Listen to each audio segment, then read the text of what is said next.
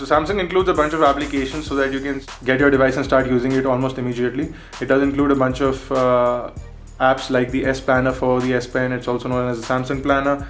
You can feed in your birthdays, and for example, we have birthdays fed in. My birthday is also coming up. The date's wrong. My birthday is on 30th January. For some reason, my calendar is wrong. But you have the S Planner over here. You also have email, Gmail, or standard Google applications are in here as well. You get your maps. Like I said, Google applications are in here. You have AllShare that allows you to stream your media to Samsung devices. Absolutely brilliant. You also have Keys Air, so you can back up your device over the air without the requirement of a PC. So they've started something like iCloud on the Samsung Galaxy Note. You have the Readers Hub, you have Crayon Physics, you have the Samsung application store, a voice recorder, voice talk, and all those things are here as well. So Samsung does the basics for you and gives you a bunch of applications, but of course the minute you get your device, you're going to connect to the internet and download whatever applications you need from the marketplace. So your Facebook, Twitter, all those things you can download, and they work brilliantly on this device.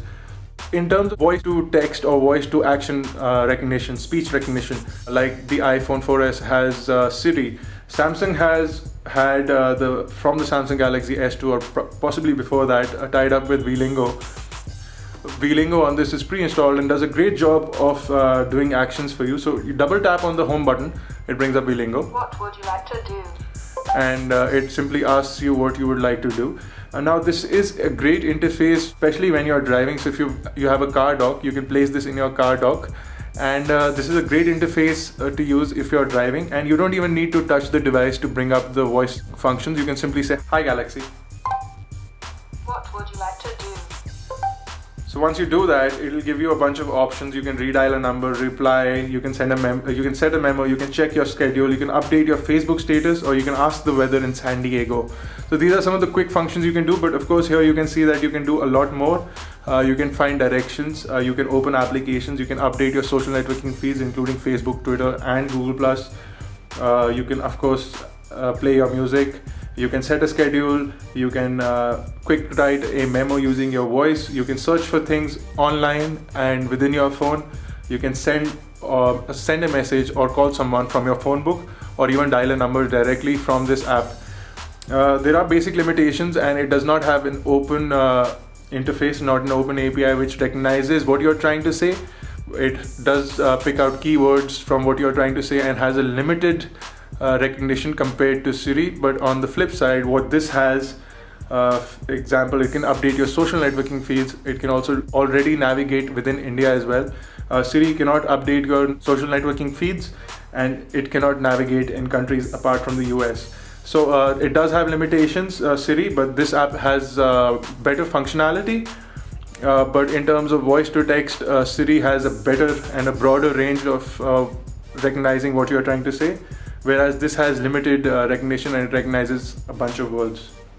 But a nice application, especially if you do a lot of driving, you can get a car dock and use that app. It's absolutely brilliant. Of course, you need the internet and you need a better 3G plan, and this is very slow on Edge, and we actually tried that out. So it's very slow on Edge. So you do get a bunch of widgets also from Samsung. We have the Power Saver widget over here, but we did install a custom widget, which is this Widgetsoid widget. So the screen and everything is absolutely brilliant. You'll have a lot of fun playing with this device.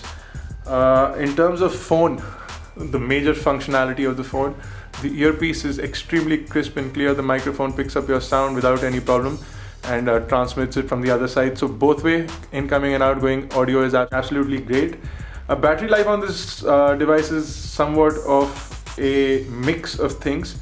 If your background data is on, if you are using a lot of internet, you will see that the battery life is draining quite fast, and we noticed that a lot. And even though it has a large 2500 milliampere hour battery, the battery does not sustain for long periods of time, and you would find yourself recharging this device almost every day.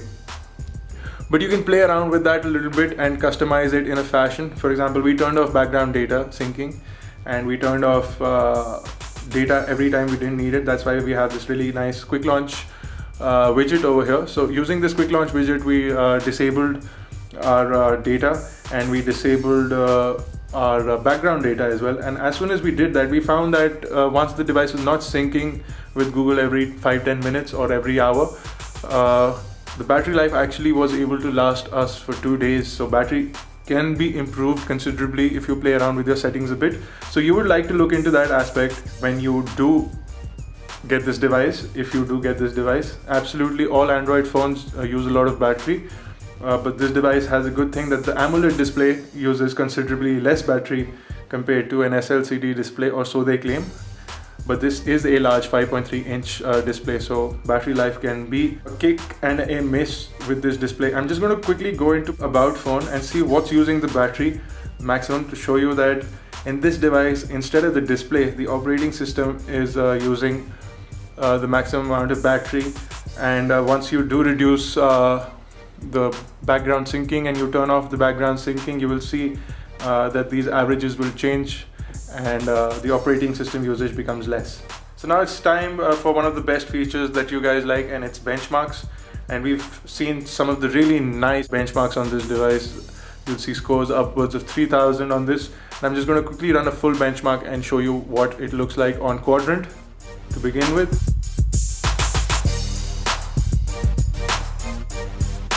So here as well we get a score of 3592. That's a massive score for Quadrant, and What would you like to do? it possibly ranks in at one of the top devices available in the market today. So I'm just going to quickly quit Quadrant and I'm going to show you the result of the AnTuTu benchmark that we ran earlier. It's a fairly long benchmark, so I'm not going to test it, but I'm going to show you the score chart. And on this, according to the benchmark, the Samsung Galaxy Note is the second fastest device on Android available today. The Asus Transformer Prime, the tablet that runs on the NVIDIA Tegra 3 processor, is the fastest or the highest ranked device on this. And after that is the Samsung Galaxy Note, which ranks in at about 6500 in the score chart. And below that, believe it or not, is the Samsung Galaxy Nexus. So according to the performance index of the AnTuTu benchmark, the Samsung Galaxy Note ranks in higher than the Samsung Galaxy Nexus. So we got a score of 6361 on the Samsung Galaxy Note. And if you're interested in any of the other ratings, you can have a look at them on the screen right now.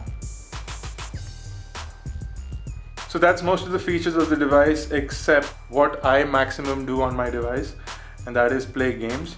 So starting off with basic games like Angry Birds, I'm going to show you what they look like on this device.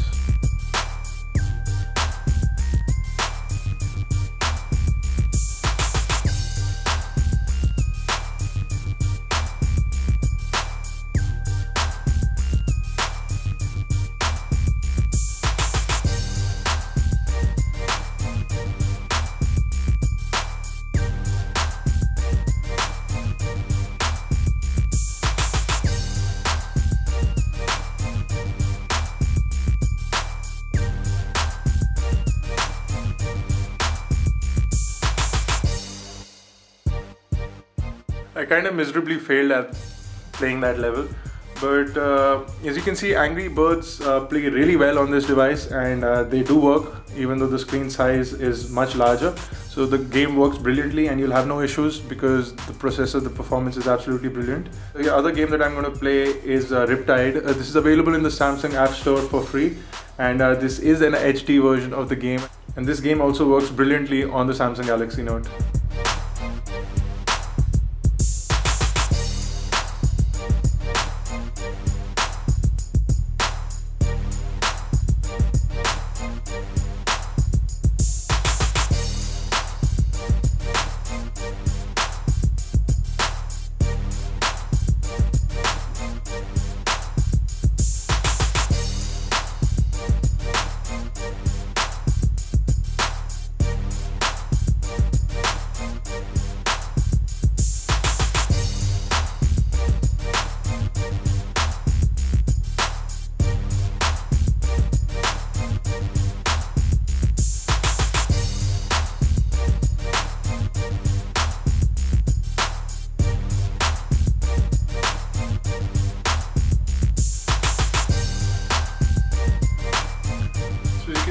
Really high graphic intensive games also work brilliantly on this device, no issues with that.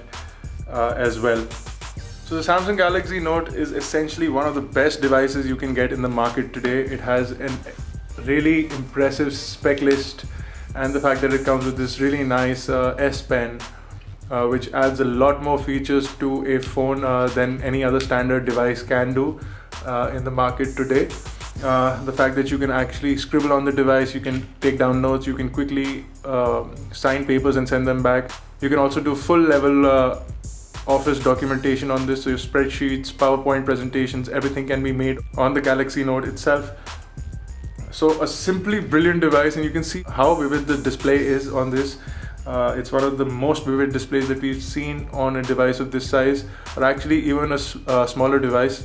The fact that the resolution does not measure up to the Retina display of the iPhone 4S can be completely ignored, because this display is absolutely stunning. You can see the kind of colors that pop out of the display. It's just simply brilliant.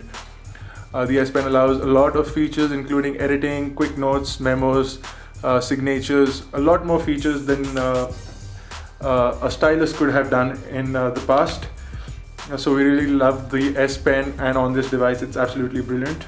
We did notice that the Samsung Galaxy Note seems to heat up from this area after prolonged usage, especially if you are using the display for a prolonged period of time.